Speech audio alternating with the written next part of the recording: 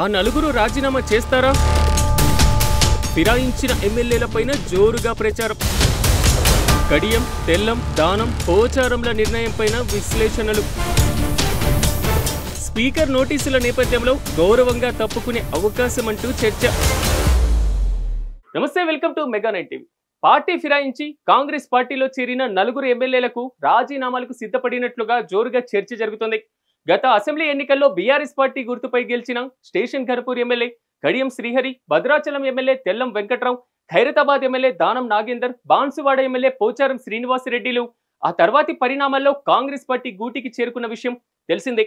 వీరితో పాటుగా అరికపూరి గాంధీ, కాలే యాదయ్య, బండ్ల కృష్ణమోహన్ రెడ్డి, గూడెం మహిపాల్ రెడ్డి, డాక్టర్ సంజయ్ ప్రకాష్ గౌడ్లు కాంగ్రెస్ పార్టీలోకి జంప్ అయ్యారు. రాష్ట్రంలో పరిపాలన కంటే ఇతర పార్టీల ఎమ్మెల్యేలను తమ పార్టీలో చేర్చుకునే పనిలో బిజీగా ఉన్నారు ముఖ్యమంత్రి రేవంత్ రెడ్డి. మొదట్లో బీఆర్ఎస్ పార్టీ ఎమ్మెల్యేలను కాంగ్రెస్ పార్టీ కండువా కప్పుకున్న తర్వాత అది సైలెంట్ అయింది. బీఆర్ఎస్ నుంచి 2/3 వంతు ఎమ్మెల్యేలు కాంగ్రెస్ పార్టీలో చేరితే వారిపైన అనర్హత వేటు ఉండదు. వారిని కాంగ్రెస్ లో విలీనం చేసుకోవాలని ప్లాన్ చేసిన కేసీఆర్ ఎత్తుల ముందు రేవంత్ రెడ్డి ప్లాన్ వర్కౌట్ కాలేదు. పార్టీ ఫిరాయించిన బీఆర్ఎస్ ఎమ్మెల్యేలపైన బీఆర్ఎస్ కోర్టుకెక్కింది.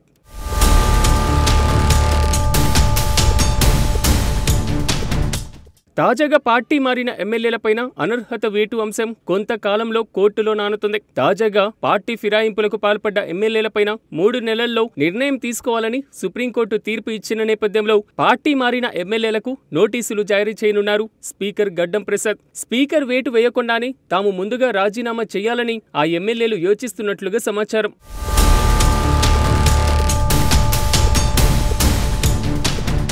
బీఆర్ఎస్ పార్టీ నుంచి గెలిచి కాంగ్రెస్ పార్టీ పంచన చేరిన ఆ నలుగురు ఎమ్మెల్యేలకు ఊహించని ఎదురు దెబ్బ తగిలింది. ఆ నలుగురు ఎమ్మెల్యేలు ఇప్పుడు రాజీనామా చేసే ఛాన్స్ ఉందని పుకార్లు షికార్లు కొడుతున్నాయి. ఎందుకంటే అనర్హత వేటుకు ముందు రాజీనామా చేసేందుకు ఆ నలుగురు ఎమ్మెల్యేలు సిద్ధమవుతున్నారని సోషల్ మీడియా కోడై కూస్తుంది. పార్టీ ఫిరాయింపులకు పాల్పడిన నలుగురు ఎమ్మెల్యేలు కడియం శ్రీహరి, తెల్లం వెంకట్రావు, దానం నాగేందర్, పోచారం శ్రీనివాసరెడ్డిలు. ఈ నలుగురు ఎమ్మెల్యేలకు స్పీకర్ వేటు వేసే అవకాశం స్పష్టంగా కనిపిస్తుంది. అయితే స్పీకర్ వేటు వేయకుండానే తాము ముందుగా రాజీనామా చేయాలని డిసైడ్ అయ్యారని వార్తలు వస్తున్నాయి. ఒకవేళ వీళ్ళు రాజీనామా చేస్తే జూబ్లీహిల్స్ ఉప ఎన్నికతో పాటు మరో 4 ప్రాంతాల్లో ఎన్నికలు వచ్చే అవకాశం ఉంటుంది. లేదంటే జూబ్లీహిల్స్ ఉప ఎన్నికల షెడ్యూల్ విడుదలైన తర్వాత వీళ్ళు రాజీనామా చేసే అవకాశం ఉందని వార్తలు వినిపిస్తున్నాయి.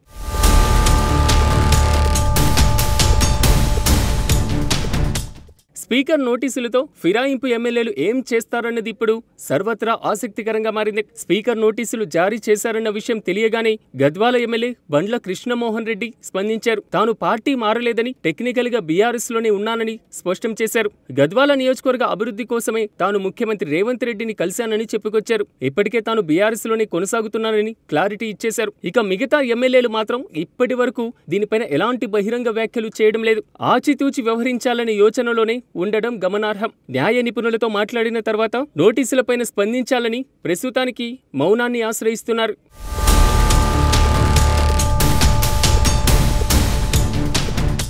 స్పీకర్ నోటీసులు జారీ చేసిన నేపథ్యంలో ఎమ్మెల్యేల పదవులకు రాజీనామా చేస్తారన్న చర్చ రాజకీయ వర్గాల్లో హాట్ టాపిక్ గా మారింది. పార్టీ కండువా కప్పుకోవడంతో పాటు కాంగ్రెస్ స్టాండ్ తీసుకున్న క్లియర్ డైరెక్షన్ లో ఉండడంతో వీరిపైన స్పీకర్ కు చర్యలు తీసుకోక తప్పనిసరి పరిస్థితులు నెలకొన్నాయన్న అభిప్రాయం వ్యక్తమవుతుంది. ఈ నేపథ్యంలోనే ఈ నలుగురు ఎమ్మెల్యేలు గౌరవప్రదంగా రాజీనామా చేసే ఆలోచనలో ఉన్నారన్న చర్చ కూడా జరుగుతుంది. మరి ఏం జరుగుతుందో తెలియాలంటే కొంతకాలం వరకు వేచి చూడాల్సిందే.